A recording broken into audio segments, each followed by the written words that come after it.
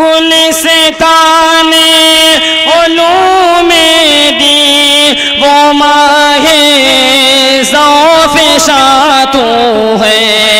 ज़लालत की घटाओं में हिदायत का निशान तू है। ज़लालत की घटाओं में हिदायत का निशान तू है। गुलिस्ताने उलूम दी वो माहे ज़ौफ़ शातू तू है। न क्यों अनवार से मासूमिया पुर नूर हो जाए।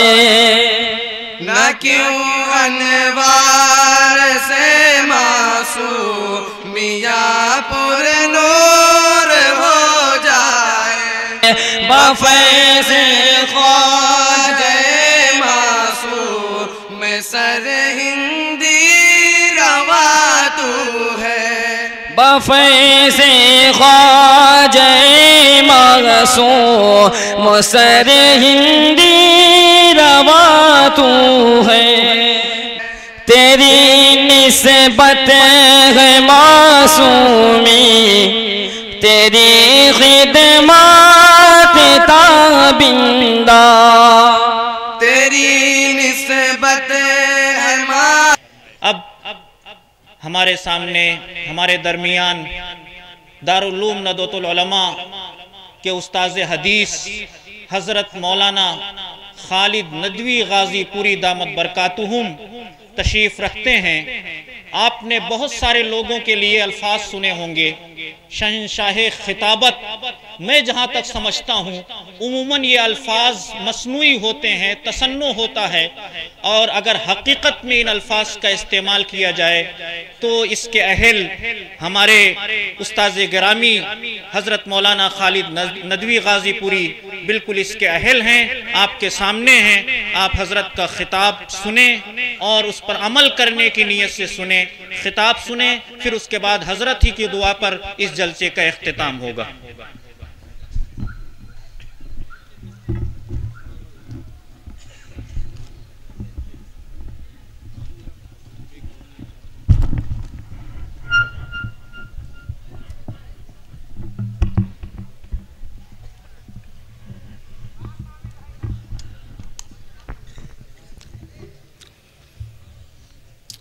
अरे भाई, जिसे उठना उठ के चला जाए, लेकिन जिसे बैठना हो, सुनना हो, तवज्जो के साथ बैठे। बहुत मुफीद और मुअस्सिर गुफ्तगू हो चुकी है, थोड़ी सी गुफ्तगू और है, आप तवज्जो से सुनेंगे इंशाअल्लाह फ़ायदा होगा। और जाना है तो पहले ही चले जाए। अल्हम्दुलिल्लाह अल्हम्दुलिल्लाह नहमदुहु व नस्तईनुहु व नस्तगफिरुहु व नुमिनु बिही व नतवक्कलु अलैहि व नऊज़ु बिल्लाहि मिन शुरूरि अनफुसिना व मिन सय्यिआति अमालिना। मन यहदिहिल्लाहु फला मुदिल्ल लहु व मन युद्लिलहु फला हादिय लहु। व नशहदु अन ला इलाहा इल्लल्लाह वहदहु ला शरीक लहु ونشهد أن سيدنا ومولانا وحبيبنا وشفيعنا ونبينا محمدا عبده ورسوله. أما بعد، قال الله عز وجل في القرآن المجيد والفرقان الحميد: أعوذ بالله من الشيطان الرجيم، بسم الله الرحمن الرحيم. يا أيها الذين آمنوا اصبروا والصابروا ورابطوا वत्तक़ुल्लाह लअल्लकुम तुफ़्लिहून। सदक़ल्लाहुल अज़ीम।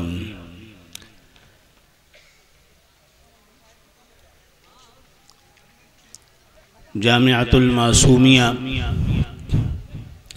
के मुअस्सिस, हम सब के मखदूम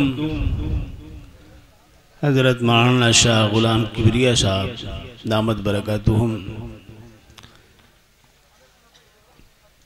स्टेज पर तशरीफ़ फरमा दारुल उलूम नदवतुल उलमा के सीनियर फर्जंद और रईस-उश-शुअरा हज़रत मौलाना रईस-उश-शाकिरी नदवी साहब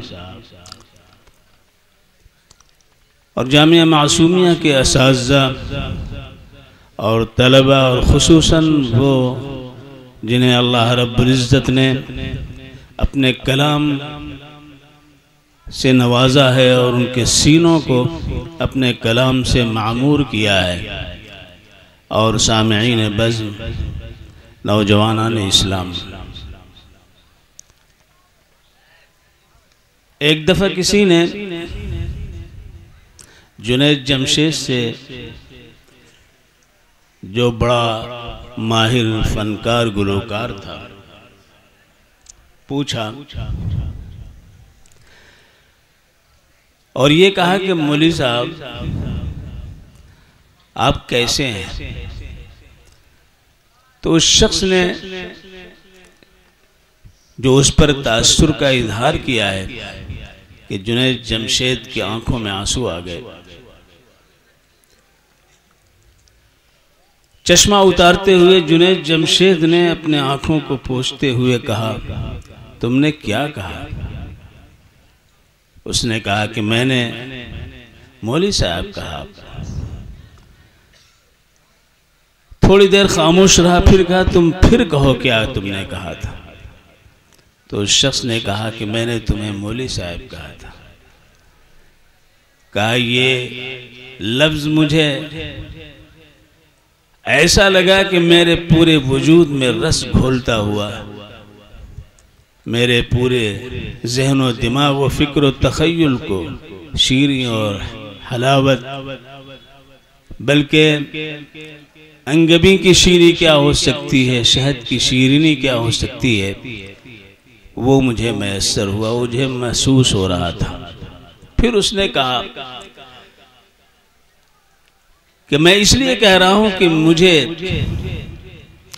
गुलकारी का जो फन मिला था, मैं जब पढ़ता था तो लोग सर धुनते थे, उसकी वजह से मुझे इज्जत मिली, दौलत मिली, वक़ार मिला, शोहरत मिली। लेकिन जो चीज नहीं मिली, तुझे मालूम है क्या चीज नहीं मिली? उसने कहा कि नहीं, मुझे नहीं मालूम है। कहा मुझे इज्जत मिली, दौलत मिली, शोहरत मिली, जो चीज नहीं मिली वो सुकून था जो मुझे नहीं मिला था। लेकिन जिस वक्त से मुझे इस जमात के अंदर आना हुआ, और आज तुम जो मेरे चेहरे पे दाढ़ी देख रहे हो, टोपी देख रहे हो, कुर्ता देख रहे हो, पायजामा देख रहे हो, तो वो सुकून मुझे मिल गया जो दुनिया के किसी भी खित्ते में जाने पर मुझे जो शोहरत मिलती थी, इज्जत मिलती थी, करार मिलता था, लेकिन वो सुकून, वो इत्मीनान नहीं मिलता था। उसने कहा कि एक दफा वेम्बले में गया, वहां अमिताभ बच्चन को मैंने देखा कि दरमियान में उसका जो है खेमा है और लोग उसके हाथ चूम रहे हैं, उसके ऊपर गिरे जा रहे हैं ऑटोग्राफ लेने के लिए, उसके साथ तस्वीर लेने के लिए। तो मुझे ये तमन्ना हुई कि ये मकाम मुझे भी मिलता। अल्लाह ने शायद दुआ सुन ली, और एक मौका ऐसा है कि जहां पर उसने रात गुजारी थी, मुझे उस जगह मौका मिला और मेरे साथ भी ये मामला हुआ। लोग टूटे पड़ रहे थे, नौजवान लड़के और लड़कियां टूटी पड़ रही थी और ऑटोग्राफ ले रही थी, कोई तस्वीर बनवा रहा था, कोई कुछ कर रहा था। मुझे बड़ी खुशी हो रही थी, मैं खुशी से सरशार था। ऐसा सुरूर, ऐसी सरमस्ती जिसको लफ्जों में मैं बयान नहीं कर सकता।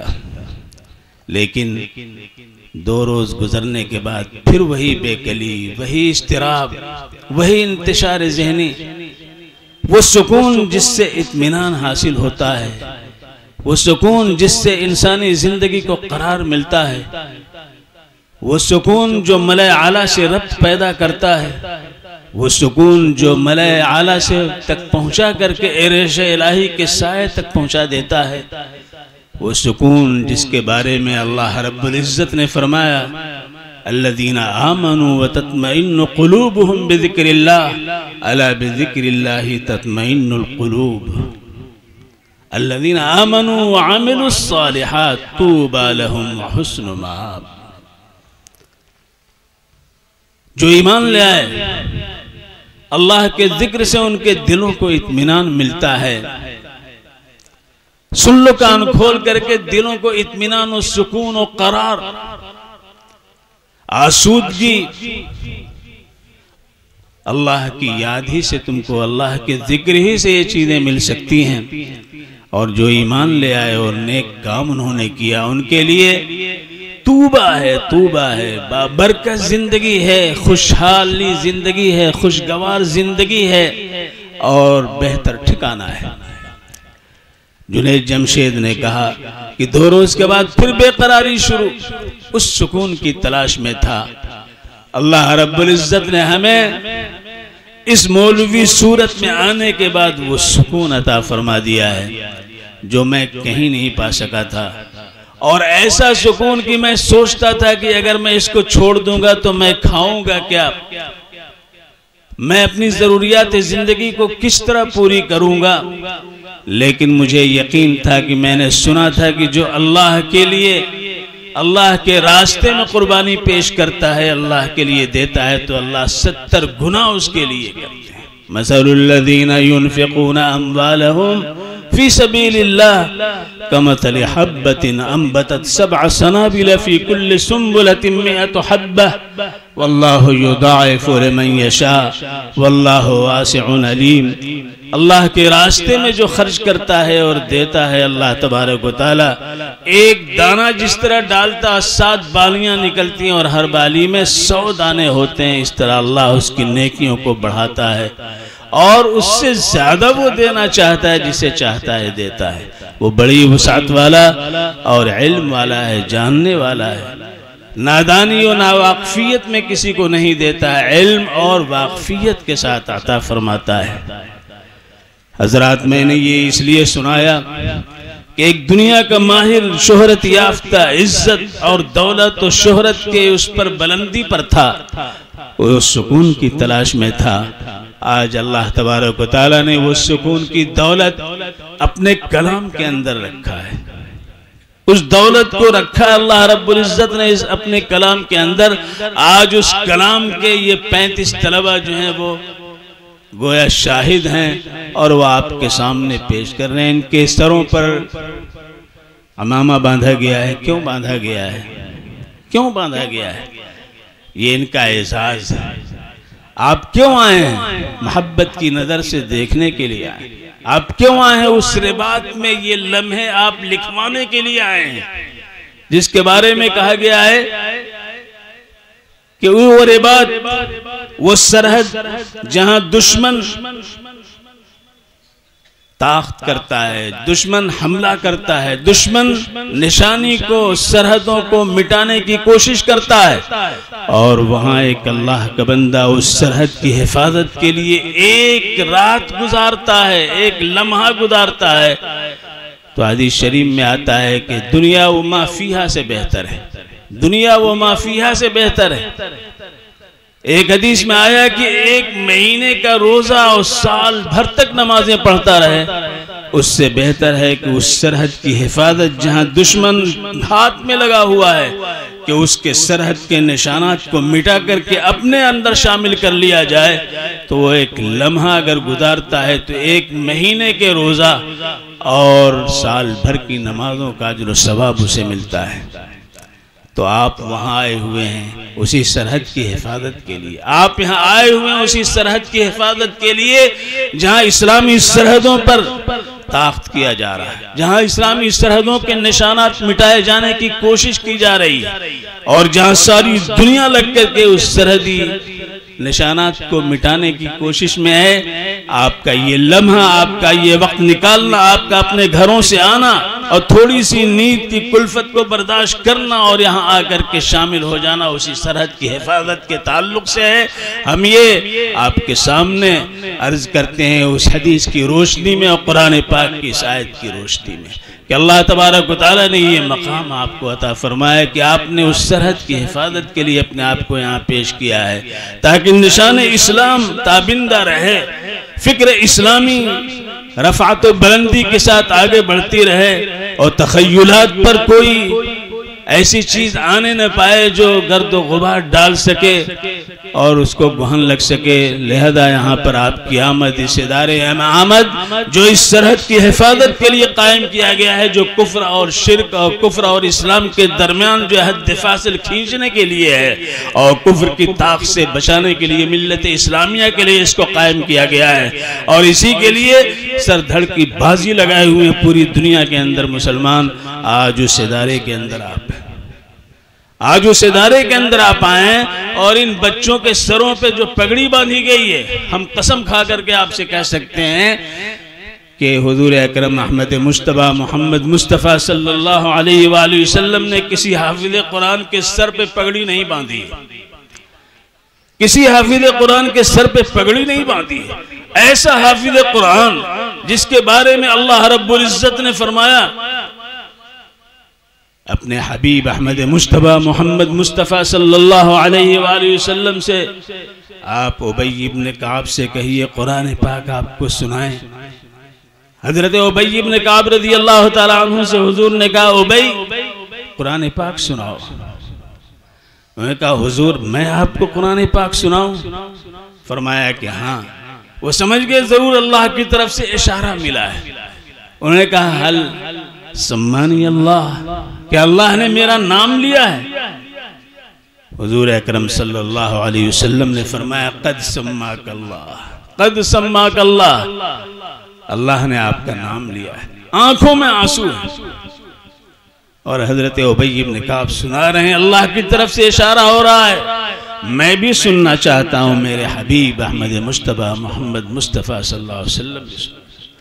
हदीस शरीफ में आता है कि जब कुरान पाक पढ़ा जाता है तो अल्लाह तबारक व तआला उस कुरान पाक पढ़ने वाले की तरफ मुतवज्जे होते हैं सुनने के लिए, जितना किसी गुरुकारा, किसी शायर, किसी शायरा के कलाम को सुनने के लिए लोग मुतवज्जे नहीं होते, उससे ज्यादा अल्लाह तबारक व तआला उसके फरिश्ते मुतवज्जे होते हैं।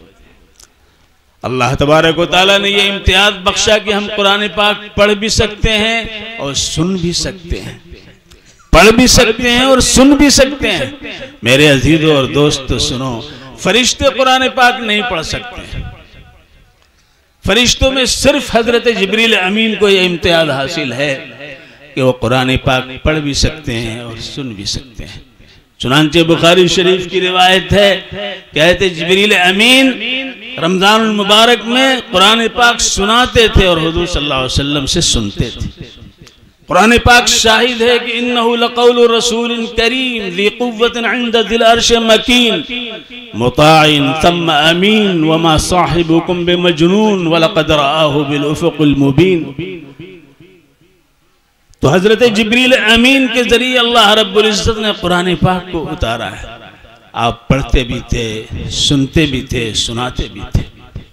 बकिया फरिश्तों के ताल्लुक से वो हदीस शाहिद है जिसके बारे में आता है कि एक सहाबी जलील तहज्जुद की नमाज में कुरान पाक पढ़ रहे हैं, उनका बच्चा एक चारपाई पे लेटा हुआ है, उनका घोड़ा बंधा हुआ है। जिस वक्त कुरान पाक पढ़ते हैं और खास रंग में तिलावत करते हैं तो बच्चा भी जो है रोना शुरू करता है और घोड़ा बिधकने लगता है। उन्होंने सोचा क्या बात, जब खामोश हो जाते हैं तो बच्चा भी पुरसुकून हो जाता है और घोड़ा भी पुरसुकून हो जाता है। फिर पढ़ना शुरू करते हैं, फिर यही कैफियत तारी होती है। उन्होंने जब गौर किया तो देखा कि आसमान से जमीन तक रोशनी का एक सिलसिला कायम है।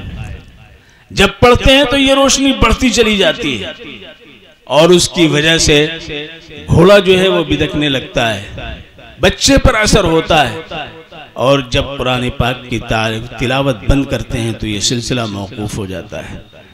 सुबह हुई, अल्लाह के रसूल अहमद मुश्तबा मोहम्मद मुस्तफ़ा सल्लल्लाहु अलैहि वसल्लम के यहाँ तशरीफ ले गए और कहा, हुजूर रात मेरे साथ ऐसा ऐसा वाक़या हो। अल्लाह के रसूल सल्लल्लाहु अलैहि वसल्लम ने फरमाया, कुरान पाक की तुम तिलावत कर रहे थे, उस तिलावत को सुनने के लिए आसमान से फरिश्ते उतर रहे थे और वो सिलसिला फरिश्तों का था। अगर तुम सुबह तक कुरान पाक पढ़ते रहते तो अहले मदीना फरिश्तों से मुलाकात करते। फरिश्ते ढूंढते रहते हैं सुनने के लिए। जिस तरह एक शख्स कुरान पाक नहीं पढ़ सकता तो सुनना चाहता है, सुनने में ज्यादा लुत्फ आता है, सुनने में ज्यादा लज्जत मिलती है, सुनने में ज्यादा इन्हमाक होता है, सुनने में ज्यादा शरफ हासिल होता है। तो फरिश्तों के बारे में आता है, जहां जिक्र हो, जहां कलाम इलाही पढ़ा, फरिश्तों का जमघट लग जाता है। फरिश्ते वहां आते हैं, इतने खुश होते हैं, इतने खुश होते हैं कुरान पाक जहां पढ़ा जाता है कि वो जमीन पर फर्श राह बन जाते हैं, अपने परों को बिछा लेते हैं, इतने खुश होते हैं। चूंटियां कुरान पाक नहीं पढ़ सकती, लेकिन वो कुरान पाक पढ़ने वालों के लिए दुआ करती रहती है। मछलियां कुरान पाक नहीं पढ़ सकती, लेकिन मछलियां पानी के अंदर कुरान पाक पढ़ने वालों के लिए दुआ करती रहती है। तो सारी मखलूक गोया कुरान पाक से मोहब्बत करती है। तो कुरान पाक पढ़ने वाले, उनका मकाम कितना ऊंचा हो सकता है। इसीलिए जनाब मोहम्मदुर रसूलुल्लाह सल्लल्लाहु अलैहि वसल्लम का इरशाद, अली खैरुकुम मन तअल्लमल कुरान व अल्लमह, तुम में सबसे बेहतर वो शख्स है जो कुरान पाक पढ़ता और पढ़ाता है। अल्लाह के रसूल सल्लल्लाहु अलैहि वसल्लम ने यह भी फरमाया, हमलतुल कुरान हुमुल महफूफून बिरहमतिल्लाह हुमुल मुलबसून नूर अल्लाह हुमुल मुअज़्ज़िमून कलाम अल्लाह फमन वालाहुम फ़क़द वालाहुल्लाह व मन आदाहुम फ़क़द इस्तख़फ़्फ़ बिहक़्क़िल्लाह। हामिलीन कुरान अल्लाह की रहमत के जुलू में होते हैं, नूरानी लिबास उनको पहनाया जाता है, अल्लाह के कलाम की अजमत को वही समझते हैं, लिहाजा सीने से लगाए रहते हैं। चलते हैं तो साहब अपने सीने से कुरान पाक लगा के चलते हैं, ताकि मुस्तकबिल उनका पुरनूर हो। किताब आगे है, आगे की जिंदगी में रोशनी और तनवीर अता करने के लिए अल्लाह ने उनको सीने से लगाने की तौफीक दी। और आज हमारे स्कूल के बच्चे अपने बस्ते पीछे लाद करके ले जाते हैं। पीछे ही रह जाने की चीज है, आगे बढ़ाने वाली चीज नहीं है। तो कुरान पाक लेके चलते हैं। अल्लाह रब्बुल इज्जत, अल्लाह के रसूल ने फरमाया, हुमुल महफूफून बिरहमतिल्लाह हुमुल मुलबसून नूर अल्लाह हुमुल मुअज़्ज़िमून कलाम अल्लाह फमन वालाहुम फ़क़द वालाहुल्लाह। जो इनसे दोस्ती करे, जो इनकी अजमत का ख्याल रखे, जो इनसे कुर्ब हासिल करे, अल्लाह उसे अपने करीब कर लेता है। और जो इनसे दुश्मनी करता है, अल्लाह की हक तलफी करने वाला है। इनकी हक तलफी नहीं है। किसी हाफिज को गाली कोई देता है, किसी मौलवी पर तानो तशनी करता है, किसी मदरसे के खिलाफ उकसाता है और इसके काम में रखने डालता है, इसके लिए दुश्मनियां करता है, इसके काम में रोड़े अटकाता है, लोगों के जहन को खराब करता है और तरह तरह की बातें करता है, तो गोया उसने उस आलिम की, उस मौलवी की, उस मोहतमिम की, उस हाफिज की, उस कारी की, उस मुबल्लिग की हक तलफी नहीं की। हकीकत यह है कि वो अल्लाह की हक तलफी करने वाला है। कितनी बड़ी बात है। क्यों? इसलिए कि कुरान पाक अल्लाह का कलाम। अल्लाह के रसूल ने फरमाया, तबर्रक बिल कुरान फइन्नहु कलामुल्लाह। तुम्हें बरकत चाहिए, जिंदगी में बरकत, मालो दौलत में बरकत, इज्जत और आबरू में बरकत, आलो औलाद में बरकत, दीन और दुनिया में बरकत, तो कलाम इलाही से बरकत हासिल करो, कुरान पाक से बरकत हासिल करो। वो कुरान पाक आज इन बच्चों ने हिफ्ज करके आपके सामने ये बैठे हुए, इनके सरों पे क्यों बांधा गया है?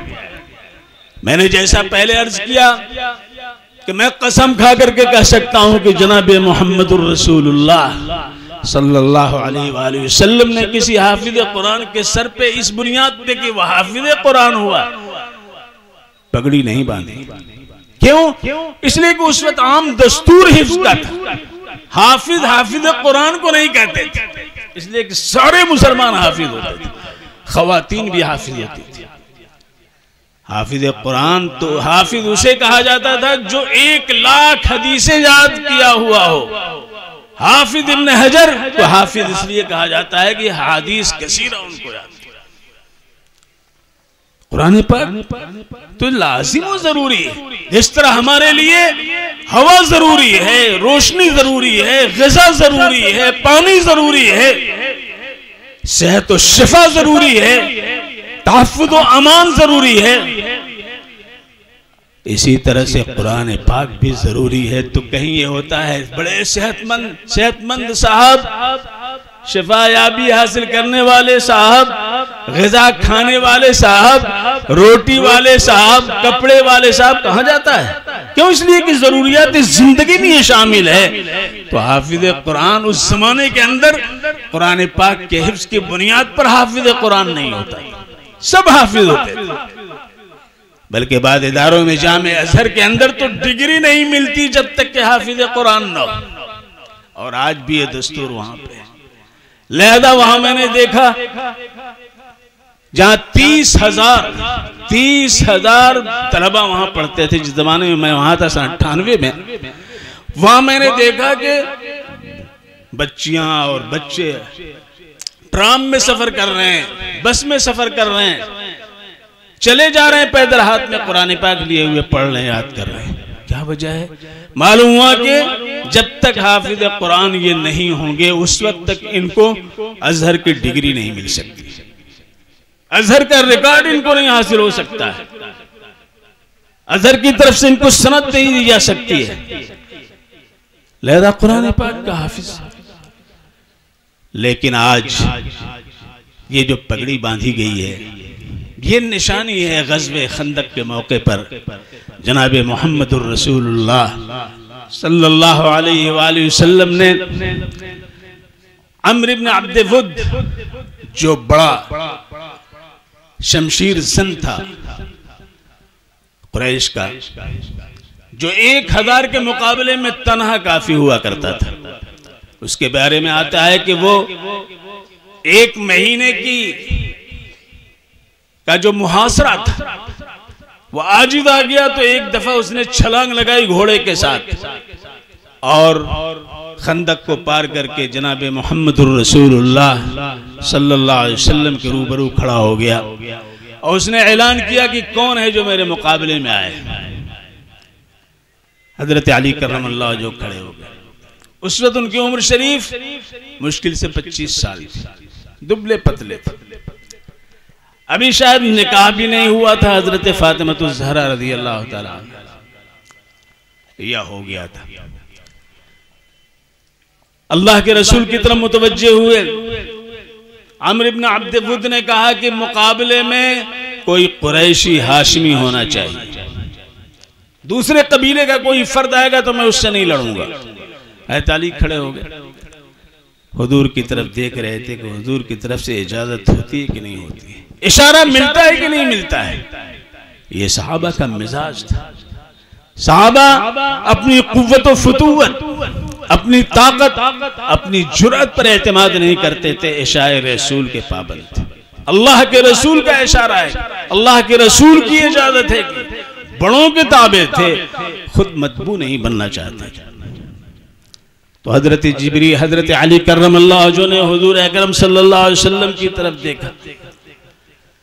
एक दफा, 2 दफा, तीसरी दफा जब खड़े हुए तो अल्लाह के रसूल सल्लल्लाहु अलैहि वसल्लम उठे और अपना इमामा सर से उतार करके हजरत अली के सर पे बांधा। हुजूर अकरम सल्लल्लाहु अलैहि वसल्लम इमामा बांधते थे तो फरमाते थे, देखो हमारे इमामे और गैरों के इमामे, एक मुस्लिम का इमामा, एक काफिर का इमामा, पगड़ी बांधने वाले दोनों हो सकते हैं, लेकिन दोनों के इमामे में फर्क यह है कि हम टोपी पर बांधते हैं और वो बगैर टोपी के इमामा बांधते हैं। लिहाजा अल्लाह के रसूल सल्लल्लाहु अलैहि वसल्लम इमामा बांधते थे टोपी, और टोपी के नीचे भी एक कपड़ा होता था, टोपी के नीचे भी एक कपड़ा होता था। और वो कपड़ा शमाइल तिर्मिज़ी के अंदर रिवायत है कि रावी कहते हैं कि अल्लाह के रसूल सल्लल्लाहु अलैहि वसल्लम के सर मुबारक से लगा हुआ जो कपड़ा था तेलों में ऐसा भीगा हुआ होता था जैसे तेली का कपड़ा जो हाथ पोंछता रहता है उसमें तेल लगा हुआ होता है। कसौ बेज़य्यात, तो गोया अमामा के नीचे टोपी और टोपी के नीचे कपड़ा। अल्लाह के रसूल सल्लल्लाहु अलैहि वसल्लम। आज सूरत हाल ये है कि अमामा तो अमामा, टोपी भी सर से गायब और कपड़े का तो कोई तस्वुर ही नहीं। टोपी का हाल ये कहते खालिद बिन वलीद रजी अल्लाह ताला अन्हु जंग यरमुक के अंदर जिस टोपी को पहन करके मार कर आ रहा था, टोपी गायब हो गई। टोपी गायब हो गई। कहां गायब हुई? तलाश तलाश तलाश, पूरा दिन गुजर गया, टोपी तलाश की जा रही, नहीं मिल रही। लोगों ने कहा हुजूर टोपी ही तो है, इतनी परेशानी की क्या जरूरत है, दूसरी टोपी पहन लीजिए। कहा कि नहीं, वो टोपी मिलनी चाहिए, मैं वही टोपी पहनता हूं। दूसरे दिन फिर तलाश, टोपी मिल गई। तो लोगों ने पूछा हुजूर क्या बात है, इस टोपी के लिए इस कदर आपको तजस्सुस क्यों था, जुस्तजू क्यों? फरमाया कि देखो ये मेरी टोपी वो है जिसको जनाब मोहम्मदुर रसूलुल्लाह सल्लल्लाहु अलैहि वसल्लम की नजर मुबारक ने देखा है। मेरे सर पे ये टोपी थी, हुजूर ने देखा, और मैंने हुजूर अकरम अहमद मुश्तबा मोहम्मद मुस्तफ़ा सल्लल्लाहु अलैहि वसल्लम के मुँह मुबारक को जो हज्जतुल वदा के मौके पर आपके सिर मुबारक से जो मिले थे चंद बाल, उन बालों को इस टोपी के अंदर मैंने पिरो कर रख करके सिल रखा है।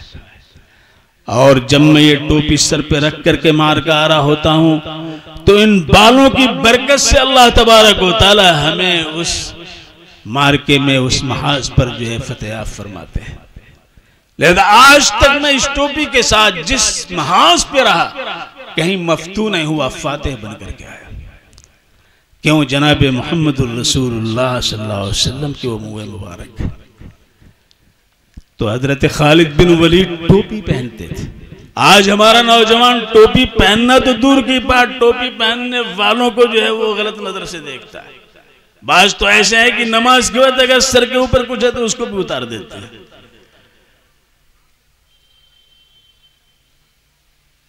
कुरैश ने एक तमाशा कर रखा था जाहिलियत के जमाने में।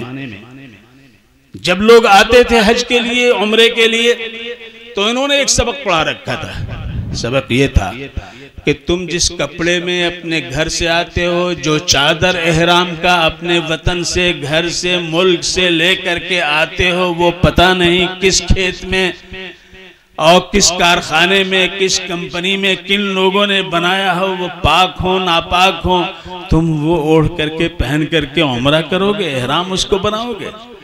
तुम्हारे लिए जरूरी है कि कुरैश का दिया हुआ कपड़ा, कुरैश की दी हुई चादर तुम इस्तेमाल करो, तब तुम्हारा उम्रा होगा, तब तुम्हारा हज होगा। नतीजा क्या था कि लोग कुरैश से 2 चादरें लेते थे। इसमें भी उनकी इनकम का एक जरिया था। चादरें जिस तरह बिकती हैं, चढ़ती हैं, बिकती हैं, इस तरह उनके एहराम की चादरें चढ़ती थी, उतरती थी। यहाँ कब्रों पे चढ़ती हैं, वहां जिंदा मकबरे थे जो आते थे, उन पर चढ़ती थी और उतरती थी। किराए पर वो चादरें चलती थी और इस तरह उनका एक इनकम का जरिया था। औरतों के पास अगर लिबास नहीं है तो कुरैशी खातून जब तक लिबास नहीं देती थी वो तवाफ नहीं करती थी। और अगर पैसा ना होता या देने के लिए किसी कुरैशी खातून के पास कपड़ा ना होता तो बेचारी नंगे तवाफ करती थी और मर्द भी नंगे तवाफ करते थे। अल्लाह तबारक व तआला ने कुरान पाक के अंदर फरमाया खुज़ू ज़ीनतकुम इंद कुल्ली मस्जिद, अपनी जीनत को, अपने लिबास को तुम ले लो हर सजदे के वक्त, हर मस्जिद में। सिर्फ खाने काबा नहीं बल्कि जिस मस्जिद में भी जाओ, जिस अल्लाह के घर में जाओ, वहां अपना पूरा लिबास जो तुम्हारे लिए जीनत और आराइश का है, तजम्मुल का है, हुस्न का है, उसको पहन करके जाओ। आज हमारा नौजवान साहब बनियान के अंदर और चड्डी के अंदर नमाज पढ़ना चाहता है। ये कौन सी सुन्नत है, ये कौन सा तरीका है? तो अल्लाह के रसूल सल्लल्लाहु अलैहि वसल्लम ने अपना अमामा उतारा और हजरत अली करमल्लाह वजहू के सर पर बांधा और अपनी तलवार जुल्फकार, हुजूर के पास कई तलवारें थी, उसमें एक जुल्फकार नाम की तलवार थी, जुल्फकार तलवार इसलिए कहते थे कि उसकी पुष्ट पे दंदाने थे, उसके पुष्ट पे दंदाने थे, इसलिए उसको फकार कहते हैं। जिस तरह ये रीढ़ की हड्डियां ये दंदाने, इसको फकार कहते हैं। तो चूंकि दंदाने थे उस तलवार के ऊपर, इसलिए जुल्फकार, दंदाने वाली तलवार। उसका तर्जुमा ये करेंगे दंदाने वाली तलवार। लिहाजा वो तलवार आपने दी, वो कहा अब जाओ। हजरत अली करमल्लाह जो आगे बढ़े और आमिर इब्न अब्द वुद से कहा कि तुम वार करते हो या हम वार करें। उसने कहा नहीं, मैं पहले वार करूंगा। आमिर इब्न अब्द वुद ने जो वार किया तो हजरत अली करमल्लाह जो ने अपनी ढाल पे रोक लिया। जरा सी छिटक करके तलवार दाहिनी तरफ पेशानी के इस किनारे लगी थी। उसके बाद हजरत अली ने जो वार किया, क्या कुव्वत थी, क्या फतूवत थी, क्या ताकत थी, क्या जुर्रत थी, क्या वार था। यह हजरत अली का वार नहीं था, बल्कि नबी आखिरुज़्ज़मा जनाब मुहम्मदुर रसूलुल्लाह सल्लल्लाहु अलैहि वालिहि वसल्लम की वो नजर थी जो हजरत अली को हासिल थी। एक ही वार में उसका किस्सा तमाम कर दिया, जो 1000 के मुकाबले में आया करता था और आज तक कहीं मफ्तू नहीं हुआ था। लेकिन आज अली का हाथ हुजूर अकरम सल्लल्लाहु अलैहि वसल्लम के साथ, हजरत अली के हाथ में जुल्फकार मौजूद, हजरत अली के सर पर जनाब मुहम्मदुर रसूलुल्लाह के हाथ से बांधा हुआ वो अमामा है। 2 टुकड़े हो गए।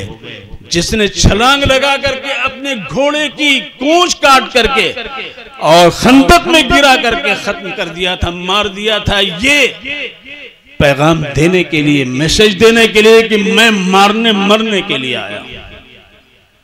अल्लाह तबारक व तआला ने उसे कैफर एक किरदार तक पहुंचा दिया।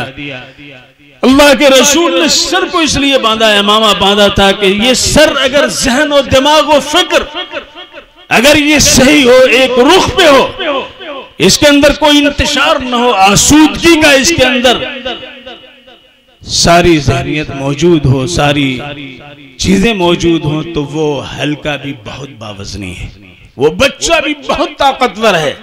लिहाजा ग़ज़वे बद्र के अंदर 2 बच्चे, मुअव्विद व मुआज़, 2 बच्चे हजरत अब्दुल्ला इब्न मसूद के जुलूम में है, कह रहे हैं कि ये 2 बच्चे हमारे साथ हैं, काश कोई नौजवान तवाना हमारे साथ होता।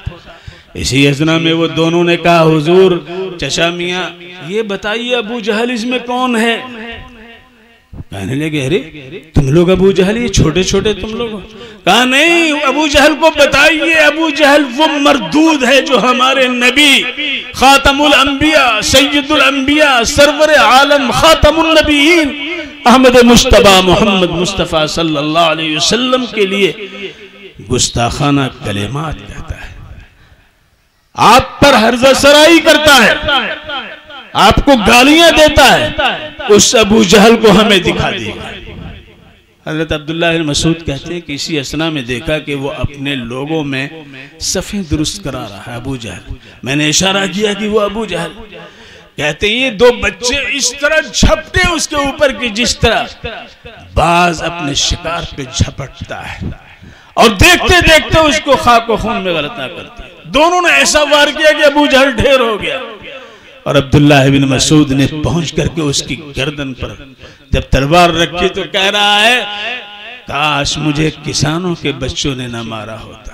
ये दोनों हजरात अंसारी थे और किसानी होती थी, काशकार थे।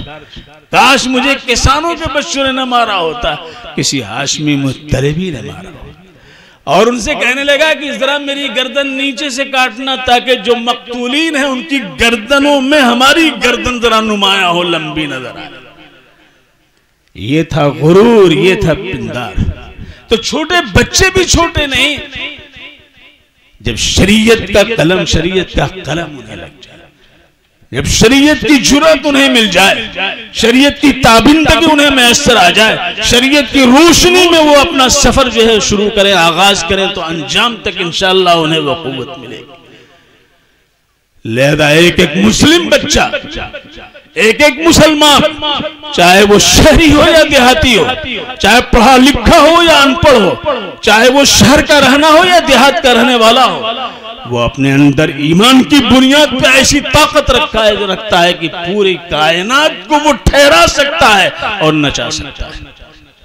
क्यों? इसलिए कि जनाब मोहम्मदुर रसूलुल्लाह सल्लल्लाहु अलैहि वसल्लम ने फरमाया है कि उस वक्त तक क़यामत नहीं आएगी, उस वक्त तक क़यामत नहीं आएगी जब तक एक फर्द भी अल्लाह अल्लाह कहने वाला, अल्लाह अल्लाह कहने वाला होगा।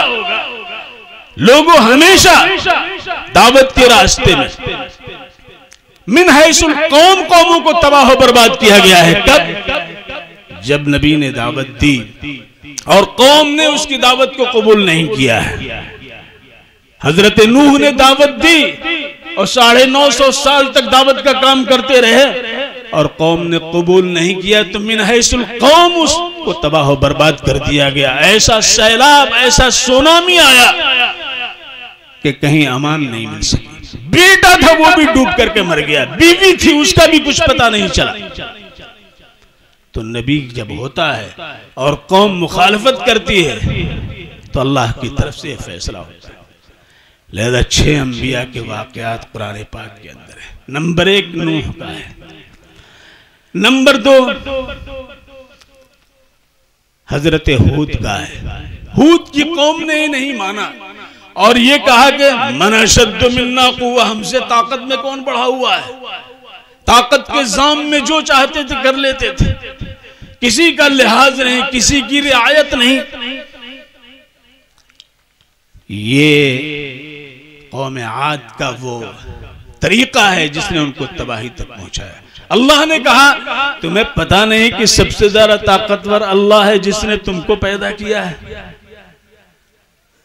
फिर ऐसा दिन और 8 रातें उनके ऊपर ऐसा तूफान आया, ऐसी आंधी आई कि उनको खत्म करके रख दिया, उनके नाम व निशान मिटा दिए, उनके बागात खत्म कर दिए, उनके महल्लात का ऐसा वजूद मिट गया कि आज तक दुनिया तलाश नहीं कर सकी कि उनके महल्लात कैसे थे और उनके जुस्से कहां गए।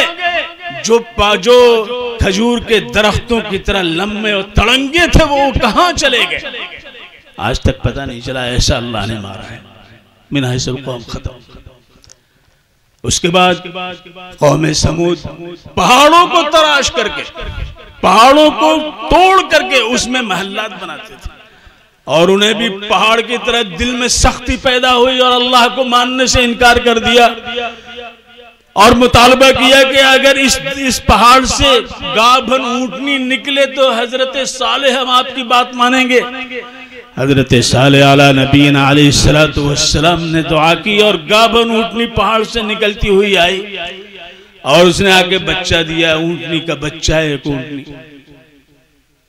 उन्होंने मानने से इनकार किया तो अल्लाह रब्बुल इज्जत ने उन पर मिन हैसुल कौम जो है ऐसा इंफिजार, धमाका एक हुआ, धमाके से पहाड़ों को तोड़ते थे तो अल्लाह तबारक व तआला ने ऐसा धमाका मुसल्लत किया कि सारी कौम खत्म होकर के रह गई। कौम शुआइब तिजारत में बड़े फायद थे। तिजारत में ऐसी उनकी ये थी ट्रिक कि वो ज्यादा लेते थे, कम देते थे, नाप तौल में कमी करते थे और वो मदाइन पर काबिज थे। शाम और यमन दो बड़ी बड़ी मार्केटें थी। यहां पर इनका शेयर मार्केट जो है उनके खोलने से खुलता था। गोया इस वक्त जिस तरह से अमेरिका है, सिंगापुर में शेयर बाजार है, हर रोज मार्केट में जो है सारी चीजें खुलती हैं, इस तरह उनका मकाम था। हजरत शुआइब ने बहुत समझाया उनको, बक़ियतुल्लाहि खैरुल लकुम इन कुंतुम मुमिनीन, अल्लाह ने जो तुम्हें दे रखा है वो बहुत बेहतर है अगर तुम यकीन करो, ईमान लाओ। मानने के लिए तैयार नहीं हुए तो नबी की मौजूदगी में अल्लाह ने उनको ऐसा फना कर दिया, एक चमक ने उनका सिलसिला नसबी खत्म करके रख दिया। कौम लूत जो सेक्स के अंदर इतने बहकी हुई हो गई थी कि मर्दों से जो है अपने सेक्स की चाहत, अपनी सेक्स की ख्वाहिश पूरी करती। हजरत नूह ने, हजरत लूत ने बहुत समझाया लेकिन नहीं माने तो अल्लाह ने उनकी कौम को, उस पूरी बस्ती को, शहर को उठा करके ऐसा पटका कि सबसे नीचे, आलिया साफिलहा, वो सरजमीन सबसे बुलंदी पे थी, वो सबसे नीचे अल्लाह ने कर दिया। लिहाजा आज दुनिया में सतह समंदर से सबसे ज्यादा नीचा हिस्सा जो है वही है जहां कौम लूत बसती थी। उसके बाद हजरत मूसा अलैहिस्सलातु वस्सलाम की मौजूदगी में कौम फिरौन की तबाही है। हुजूर अकरम अहमद मुज्तबा मोहम्मद मुस्तफ़ा सल्लल्लाहु अलैहि वसल्लम दावतदार है।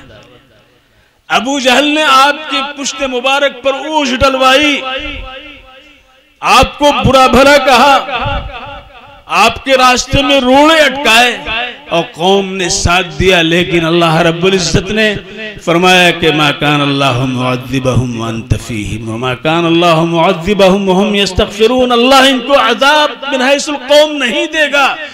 आपकी रियायत, अल्लाह के रसूल इतने महबूब, इतने महबूब, और जब तक इस्तिग़फ़ार करने वाले रहेंगे, अल्लाह की तरफ रुजू करने वाले रहेंगे, मिन हैसुल कौम, दुनिया से इंसानी सिलसिले नसब का कलाकमा नहीं किया जा सकता है। लिहाजा आज हमारे दरमियान जनाब मोहम्मदुर रसूलुल्लाह सल्लल्लाहु अलैहि वसल्लम नहीं है, लेकिन इन मदरसों की बरकत से इस्तिग़फ़ार करने वाले, अल्लाह अल्लाह कहने वाले, कुरान पाक पढ़ने वाले, अल्लाह की तरफ रुजू करने वाले, तहज्जुद में रोने वाले, तज़र्रुअ और इब्तिहाल की कैफियत पैदा करके अल्लाह से लौ लगाने वाले पैदा होते रहे तो आज सारी कायनात की बका इन मदरसों के सदक़े से। अगर ये मदरसे ना हो सारी दुनिया की बिसात खत्म कर दी जाएगी। लेकिन आहिस्ता आहिस्ता ज़वाल आएगा, इसकी भी शहादत है। ये भी कहा गया हदीस नबविया के अंदर। और फिर हजरत जिब्रील, हजरत ईसा अलैहिस्सलातु वस्सलाम तशरीफ ले आएंगे। एक अहम नुक्ते की तरफ मैं आपको ले जाना चाहता हूँ कि हजरत ईसा अलैहिस्सलातु वस्सलाम आएंगे तो हजरत ईसा अलैहिस्सलातु वस्सलाम किसकी तरफ मबूस हुए थे? बनी इसराइल की तरफ हुए थे, यहूदियों की तरफ हुए थे। इन्नी रसूलुल्लाह इलैकुम मुसद्दिक़न लिमा बैना यदैया मिनत तौरात। लिहाजा हजरत ईसा अलैहिस्सलातु वस्सलाम उतरेंगे और मिन हैसुल कौम यहूद मुखालफत करेंगे, मिन हैसुल कौम ईसाई मुखालफत करेंगे। लिहाजा हजरत ईसा की मौजूदगी में अल्लाह तबारक व तआला मिन हैसुल कौम यहूदियों को खत्म करेंगे। यहां तक कि एक यहूदी भी अगर किसी पहाड़ी के दामन में किसी चट्टान के ओट में बैठ करके अपनी जात को बचाना चाहेगा तो वो चट्टान पुकार करके कहेगी यहाँ यहूदी छुपा हुआ है। तो नबी हजरत ईसा आएंगे, जनाब मोहम्मदुर रसूलुल्लाह सल्लल्लाहु अलैहि वसल्लम के पैरोकार होकर कहेंगे, लेकिन नबी होंगे। तो अल्लाह तबारक व तआला ये भी लिहाजा एक जमा हो रहे हैं, आ रहे हैं, ये भी होने वाला है। तो आप करीम हैं इस दुनिया की, आप ताकत है इस कायनात की, आप बुलंदी है उन तमाम नशेब के लिए जहां इंसान गिरता है और गिर करके उठना उसके लिए मैसर नहीं होता है। लिहाजा इसकी कदर करें। तो ये जामिया, जामियातुल मासूमिया इस्मत की आमाजगाह है जो गुनाहों से बचाने के लिए, फिक्र की शान चढ़ाने के लिए, तखय्युलात को परे परवाज देने के लिए, तसव्वुरात की दुनिया में हलचल मचाने के लिए, जहल को मिटाने के लिए, जलालत को दूर करने के लिए, इंसान को इंसानियत का दर्स देने के लिए, बाहमी चपकलिशों के इज़ाले के लिए, दुश्मनी और अदावत का कलाकमा करने के लिए, मोहब्बत और व्यायाम और इंसजाम की दावत देने के लिए, सिद्क़ और रिफ़ाह पर चलने की तरफ आवाज लगाने के लिए उसकी कदर कीजिए। लिहाजा जब तक ये इदारे रहेंगे, जब तक ये अफराद रहेंगे, जब तक अल्लाह वाले रहेंगे, जब तक कुरान पाक पढ़ने वाले रहेंगे, अल्लाह तबारक व तआला इस कायनात को नहीं खत्म करेगा। ये जमीन उगाती रहेगी, ये पहाड़ बरसाते रहेंगे, ये आसमान से रहमतें नाजिल होती रहेंगी और समंदर की पिनाइयों से खजाने उबलते रहेंगे और दरियाओं के से चश्मे फूटते रहेंगे। इंशाअल्लाह सुम्मा इंशाअल्लाह कोई कमी नहीं होगी। लेकिन शर्त यह है कि ये इदारे रहें, शर्त यह है कि कलामुल्लाह पढ़ा जाए, शर्त यह है कि उसकी बरकतें आम हो। तबर्रक बिल कुरान फइन्नहु कलामुल्लाह। अल्लाह कुरान पाक से बरकत हासिल करो, कुरान पाक से बरकत हासिल करो। आज हमारे मुआशरे के अंदर, आज हमारे घरों के अंदर सब कुछ पढ़ा और सुना जाता है, कुरान पाक नहीं पढ़ा जा रहा। कुरान पाक जहेज में तो दे देते हो, उम्दा किस्म का गिलाफ चढ़ा करके दे देते हो, लेकिन कुरान पाक बच्चों को जब पढ़ाया नहीं तो वो बच्ची क्या करेगी? ले जा करके उसको भी सजा करके रख देगी। कुरान पाक पढ़ाओ।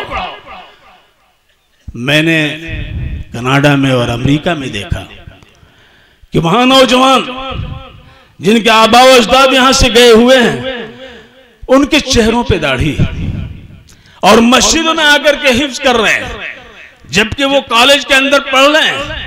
कोई इंजीनियरिंग पढ़ रहा है, कोई डॉक्टरी पढ़ रहा है, कोई सीए बन रहा है, कोई और पढ़ रहा है, लेकिन वहां एक एक फर्द के जहन में ये बात बैठ गई है कि अगर हम अपने बच्चे को आला तालीम देकर के टॉप पर ले जाना चाहते हैं तो अल्लाह का कलाम इसे पढ़ा देंगे तो हर जबान इसके लिए आसान हो जाएगी।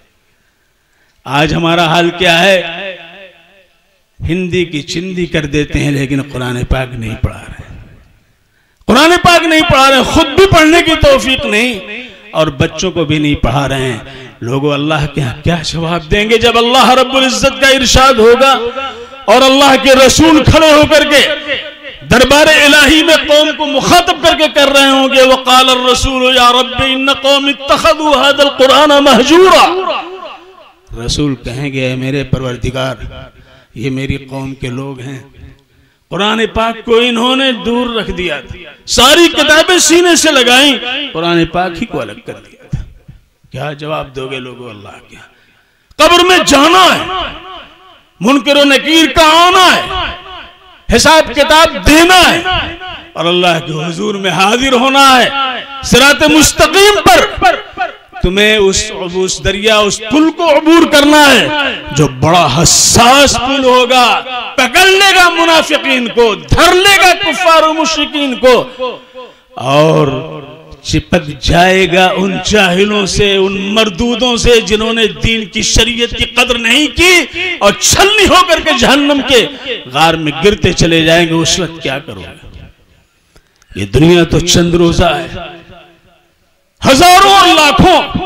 आज ही मैं अखबार में पढ़ रहा था कि मामरुल कदाफी के 7 अरब खजाने जो बेल्जियम के अंदर या दूसरे मुल्क के अंदर महफूज थे, सब गायब हो गए, पता नहीं कहां चले गए। जमा करके क्या किया? ये दुनिया का पैसा, ये दुनिया का खजाना, जिसके बारे में यह भी कहा गया कि कल सांप की तरह से ये डसेगा, कहेगा मैं तुम्हारा खजाना हूं, जिसकी ज़कात उसने नहीं अदा की है। आज बैलेंस बढ़ा बढ़ा बढ़ा बढ़ा, रिश्वत के जरिए, सूद के जरिए एक मुसलमान ले रहा है, हराम खा रहा है, और जिस हराम पैसे से ग़िज़ा पेट के अंदर पहुंच जाए तो जब तक वो जहन्नम में नहीं चलेगा उसको छुटकारा नहीं मिल सकता। किसके लिए कर रहा है? किसके लिए कर रहा है? चंद रोजा जिंदगी के लिए। अल्लाह को राजी नहीं कर रहा है, दूसरों को राजी करने की फिक्र में लगा हुआ है। लोगों जरा गौर करो, ये ना सोचना कि हम नहीं जानते हैं तो बच जाएंगे। क्यों नहीं जानते हैं? चौराहे पर अगर आपने गाड़ी गलत इस्तेमाल की, गाड़ी गलत चलाई आपने, तो फौरन जो है ट्रैफिक पुलिस पकड़ लेगी। उस वक्त आप कहते हैं कि मुझे मालूम नहीं था। तो ऐसी सूरत में अगर वो सही अपने फरीजे को अंजाम दे रहा तो वो यही कहता है कि तुम्हें मालूम करना चाहिए था। आपके नाम वो फौरन जो है वो सम्मन काटता है और पर्ची बना देता है। आप लाख कहते रहिए, और जहां ये इंसाफ के तकाजे पूरे होते हैं वहां का मुआशरा मुस्तहकम रहता है। हमारा शहर तो, हमारा मुल्क तो अजीब व गरीब है। पीएम से लेकर के डीएम तक सब उसी में मुब्तला है। राफेल का सौदा चल रहा है, हजारों हजार करोड़ के घपले चल रहे हैं, उसकी लीपापोती चल रही। सीबीआई के डायरेक्टर को भी निकाल बाहर किया जाता है रातों रात। क्यों? इसलिए कि ये सारे घपले और घोटाले किए जा रहे हैं, बड़े पैमाने पे किए जा रहे हैं। वो कर रहे हैं जिनको आखिरत पर यकीन है, वो कर रहे हैं जो कुफ्र शिर्क के दलदल में फंसे हुए हैं, लेकिन एक मुसलमान अफसर अगर ये कर रहा है, एक मुसलमान शख्स ये कर रहा है, एक ला इलाहा इल्लल्लाह मुहम्मदुर रसूलुल्लाह पढ़ने वाला ये कर रहा है, या उन मुल्कों में हो रहा है जो मुल्क इस्लाम के नाम पर बने हुए हैं, तो कल अल्लाह के हुजूर में उनको जवाबदेह होना पड़ेगा, जवाबदेह होना पड़ेगा। ये फहम, ये बसीरत कहां से आएगी? इन्हीं इदारों के जरिए आएगी। आज तुर्की के अंदर तैयब अर्दोगान को अल्लाह रब्बुल इज्जत ने नवाजा है इसी मदरसे की बरकत से। इसी मदरसे से उन्होंने पढ़ा था, सईद नूरुसी के वो शागिर्द थे। तो आज अल्लाह रब्बुल इज्जत ने तुर्की को वो मकाम अता फरमाया है कि वहां 60 साल की उम्र का कोई भी फर्द हो, उसके लिए मुफ्त हर चीज है। यहां तक कि जिंदगी में एक हज उसके लिए मुफ्त है, हुकूमत कराएगी, और $300 माहाना खर्च के लिए, जेब खर्च के लिए हर फर्द को देगी, चाहे वो देहात का रहने वाला हो, शहर का रहने वाला हो। पूरे तुर्की के अंदर 1 रुपया, 1 धेला कर्ज नहीं है किसी के ऊपर। ये सारी चीज कब हासिल हुई? जब वहां का सरबराह कुरान पाक पढ़ने वाला है। तैयब अर्दोगान कुरान पाक पढ़ रहे थे कब्रिस्तान में बैठ करके। एक टिप, मैंने एक क्लिप देखा, इतनी खूबसूरत आवाज, दिल चाह रहा था पढ़ते रहे और सुनते रहे। कुरान पाक की तासीर होती है। हजरत कारी अब्दुल बासित समद अब्दुल बासित बड़े मशहूर कारी हैं। सदर जमाल अब्दुल नासिर मिस्र के सदर थे। वो अपने साथ मास्को लेकर के गए, कारी अब्दुल बासित को। वहां गए तो वहां जाहिर है कि वो सब दीन से दूर, सब जो है वो मुलहिद, दहरिया, ईसाई, वो कम्युनिस्ट। उनके सामने कहा ये हमारे कारी साहब हैं, आए हुए हैं, कुरान पाक सुनिए, ये कुछ पढ़ेंगे, आप लोग सुनिए। कारी अब्दुल बासित साहब से पूछा गया था कि आप इतना कुरान पाक पढ़ते हैं, इसकी कोई करामत, कोई चीज जाहिर हुई है आपके सामने? उन्होंने खुद बयान किया था कि हाँ, मास्को में जब मैंने कुरान पाक पढ़ना शुरू किया तो मेरे सामने सारे बड़े बड़े कम्युनिस्टों के जो सरबराह बैठे हुए थे, उनमें से बास फूट फूट के रो रहे थे और मैं कुरान पाक पढ़ रहा था। जब मैंने पढ़ लिया तो जमाल अब्दुल नासिर ने पूछा आप लोग रो क्यों रहे थे? तो उन्होंने कहा कि जो कुछ ये पढ़ रहे थे हमें समझ में नहीं आ रहा था, लेकिन दिल पर ऐसा असर हो रहा था, दिल पर ऐसा असर हो रहा था कि आंखें खुद ब खुद बरस रही थी। तो ये कुरान पाक, इसकी तासीर है, इसका असर है। अल्लाह मुतवज्जे होता है लोगों। आज हमारे घरों में सुबह सुबह गाने शुरू हो जाते हैं, टेलीविजन के गाने सुनाए जाते हैं। बच्चा रोता है तो उसको खुश करने के लिए गाने लगा देते हैं, फहश किस्म की तस्वीरें सामने रख देते हैं। लोगों कल क्या वो वालिदैन अल्लाह के हुजूर में जवाब देंगे? क्या सवाल करें? काश कुरान पाक की आयतें पढ़ के सुनाई जाती। तो ये हमारा इदारा अल जामिअतुल मासूमिया, जो इस इदारे में, इस इलाके में काम कर रहा है, आज उसकी ये दस्तारबंदी का इजलास है। 35 बच्चों ने अल्हम्दुलिल्लाह हिफ्ज़ मुकम्मल किया है। हम इन बच्चों से कहेंगे कि अल्लाह रब्बुल इज्जत का ये कलाम, जिसकी आयत, जो आयत मैंने तिलावत की है, इसको सामने रखना। अल्लाह का इरशाद है, या अय्युहल्लज़ीना आमनुस्बिरू वसाबिरू वराबितू वत्तकुल्लाह लअल्लकुम तुफ्लिहून। सूरह आले इमरान की आखिरी आयत है। और आप जानते हैं कि सूरह बकरा अपने मज़ामीन के एतबार से मुखातब है यहूद से, और सूरह आले इमरान अपने मज़ामीन के एतबार से मुखातब है खासतन ईसाइयों से। और यही दोनों हैं, यहूद और ईसाई दोनों ने मिलकर के इस्लाम के खिलाफ आज उधमबाजी शुरू कर रखी है। और उसकी आखिरी आयत है जो हमें 4 नसीहतें करती है, 4 वसीयतें हमें करती है कि कामयाबी अगर चाहते हो यहूद की साजिशों से बचने के लिए और ईसाई ताकत के सामने आंख मिला करके बात करने और उनको मगलूब करने के लिए, तो 4 चीजों पर लाजिमन तुम पाबंदी करो। या अय्युहल्लज़ीना आमनुस्बिरू वसाबिरू वराबितू वत्तकुल्लाह लअल्लकुम तुफ्लिहून। ऐ ईमान वालो, सब्र करो। सब्र के माने नागवारे खातिर जो चीजें हैं उन पर जमना। दिल नहीं चाह रहा है लेकिन हमें जमना है, ये सब्र की बात है। और इसकी 3 किस्में। सब्र अला ताअत, सब्र अनिल मासी, सब्र अल मसाइब। सब्र अला ताअत ये है कि अल्लाह का जो हुक्म है उसके खिलाफ नहीं करना है।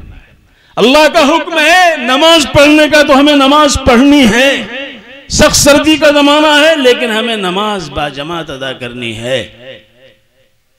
हमें वुजू करना है, ठंडक की वजह से आज़ा शल हो रहे हैं लेकिन हमें वुजू करके नमाज पढ़नी है। अपने आप को जाना है इसके ऊपर। नींद आ रही है, नींद से बेदार होकर के अल्लाह के घर में जाना है। थोड़ी देर के लिए सोच है कि कब्र में भी जाना है तो आसान हो जाएगा। सब्र अला ताअत और सब्र अनिल मासी, मासियत बड़ी शीरीं है, बड़ी लज्जत है गुनाह करने में, लेकिन अपने आप को रोक ले। नहीं, अल्लाह का हुक्म है इससे रुकने का, लिहाजा अपने आप को बचाए तो ये सब्र। और सब्र अल मसाइब, मुश्किलात आए, मुसीबत आए, अल्लाह की तरफ मुतवज्जे हो। जिसने ये मुसीबत दी है वही इसको दूर करेगा। ईमान की दौलत जो अल्लाह ने दी है उसका तहफ़्फ़ुज़ करे तो सब्र अल मसाइब। तो या अय्युहल्लज़ीना आमनू अस्बिरू, ये तीनों शक्लों में तुम सब्र करो, जमे रहो, हटो नहीं अपने मकाम से। नंबर 2 वसाबिरू, और जब दुश्मन तुम्हारे मुकाबले में आ जाए तो साबित कदम रहो। मुकाबले में साबित कदम रहो। आज तुम्हारी ज़बान को चैलेंज है, आज तुम्हारी शनाख्त को चैलेंज है, आज तुम्हारी तहजीब को चैलेंज है, आज तुम्हारी शरीयत को चैलेंज है, आज तुम्हारी मस्जिदों को चैलेंज है, आज तुम्हारे मदरसों को चैलेंज है, आज तुम्हारी दाढ़ियों और टोपियों को चैलेंज है। हमारा फर्ज बनता है कि इनके मुकाबले में साबित कदम रहे, अपनी टोपियों के साथ, अपनी दाढ़ियों के साथ, अपनी मस्जिदों के साथ, अपनी शरीयत के साथ, कानून इलाही के साथ। यह है साबित कदम रहो, मुकाबले में साबित कदम रहो, हटो नहीं। और नंबर 3 वराबितु, मुस्तइद रहो, गाफिल मत रहो, ढीले ढाले मत बनो, चौकन्ना रहो, देखते रहो, आंख खुली रखो, शऊर को पुख्ता करो और हर चीज पे नजर रखो। वराबितु, मुस्तइद रहो, मुस्तइद रहो, मुस्तइद रहो। और नंबर 4 वत्तकुल्लाह, अल्लाह से डरते रहो। ऐसा ना हो कि इन सब सिफात के हासिल होने पर तुम्हारे अंदर पिंदार पैदा हो जाए, गुरूर पैदा हो जाए, तकब्बुर आ जाए। हमें कौन करेगा, हमसे कौन आ सकता है टकराने के लिए, हम सब पे गालिब नहीं।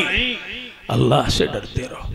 अल्लाह से डरोगे तो अल्लाह तुमसे दूसरों को डरा के रखेगा।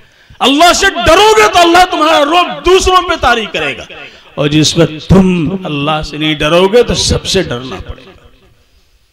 वत्तकुल्लाह, ये 4 सिफात पैदा कर लो।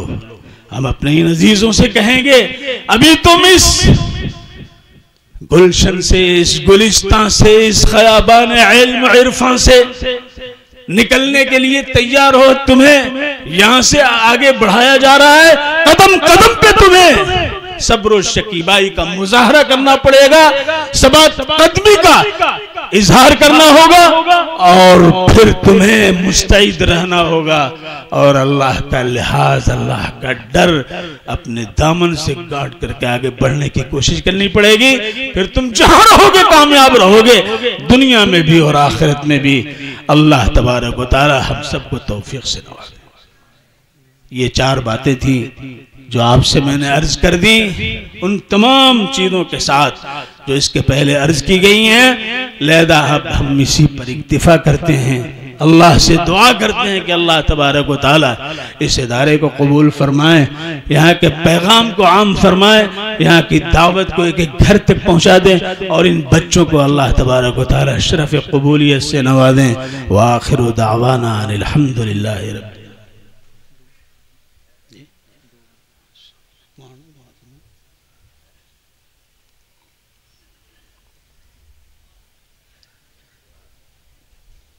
दुआ फरमा दे, दरूद शरीफ पढ़ लें, दुआ कर ली जाए। अल्लाहुम्मा सल्ली अला सय्यदना मौलाना मुहम्मद व अला आलि सय्यदना मौलाना मुहम्मद व बारिक व सल्लिम तस्लीमन कसीरन कसीरा। अल्लाहुम्मा अंतस्सलाम मिनकस्सलाम तबारकत या दल जलाली वल इकराम।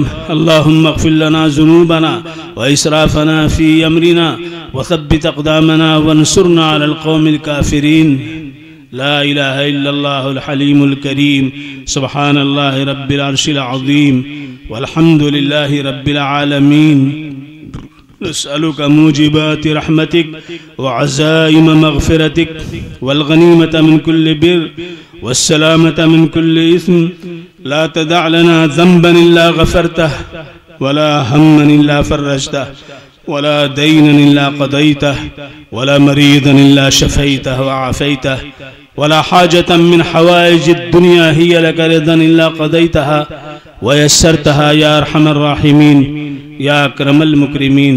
अल्लाह हम सब के गुनाहों को माफ़ फरमा, ख़ताओं से दरगुदर फरमा, नेकियों की तौफ़ीक़ अता फरमा, बदी से बचने वालों में शामिल फरमा। जो हम में मरीज़ हों उन्हें शिफ़ा अता फरमा, जो मक़रूज़ हों उनके क़र्ज़ की अदायगी का ग़ैब से सामान फरमा, जो परेशान हाल हों उनकी परेशानियों का इज़ाला फरमा। रब्ब करीम अपने फ़ज़ल से इस इदारे को कबूल फरमा, इन हामिलीन क़ुरान को कबूल फरमा, हुफ़्फ़ाज़ किराम को कबूल फरमा, असातिज़ा को कबूल फरमा, तलबा को कबूल फरमा। इस इदारे की ज़रूरतें पूरी फरमा। ऐ अल्लाह इसकी तरक्की के सामान फराहम फरमा, रुकावटों का इज़ाला फरमा, महब्बतों की जलवागरी यहाँ कायम फरमा, दुश्मनान तराज़ियों से इसकी हिफाजत फरमा। ऐ अल्लाह अपने फ़ज़ल से इसे कबूलियत अता फरमा। ऐ अल्लाह जो बीमार हों उन्हें शिफ़ा अता फरमा।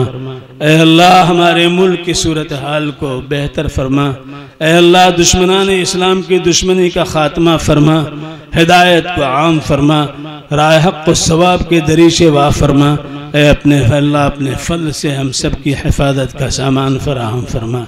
ऐ अल्लाह हमारी दुआएं अपने फ़ज़ल से अपने हबीब अहमद मुज्तबा मोहम्मद मुस्तफ़ा सल्लल्लाहु अलैहि वसल्लम के सदक़े में कबूल फरमा। रब्बना आतिना फ़िद दुनिया हसना व फ़िल आखिरति हसनतन व क़िना अज़ाबन्नार। रब्बना तक़ब्बल मिन्ना इन्नका अंतस समीउल अलीम व तुब अलैना इन्नका अंतत तव्वाबुर रहीम। व सल्लल्लाहु तआला अला खैरि खल्क़िही मुहम्मदिन व आलिहि व अस्हाबिहि अजमईन। सुब्हान रब्बिक रब्बिल इज़्ज़ति अम्मा यसिफ़ून व सलामुन अलल मुरसलीन वल्हम्दुलिल्लाहि रब्बिल आलमीन।